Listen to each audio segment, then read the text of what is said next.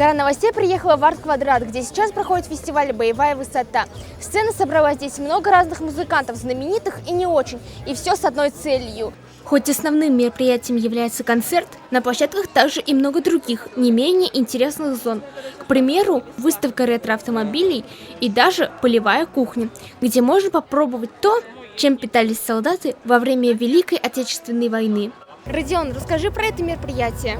Это мероприятие в честь награждения военнослужащих, которые находятся на специальной военной операции.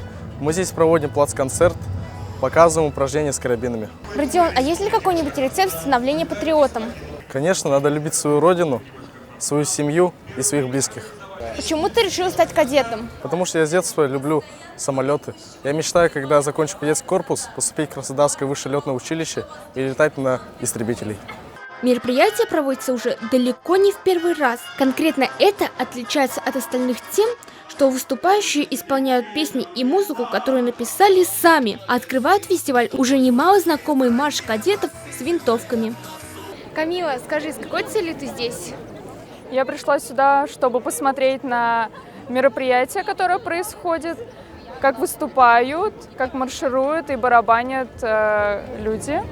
Я считаю, что патриотизм очень важен в наше время, потому что это осваивает дисциплину в нас. Удивительное мероприятие «Боевая высота». Ведь оно собрало очень много разных людей. Историков, кадетов, семей солдат и просто заинтересованных людей.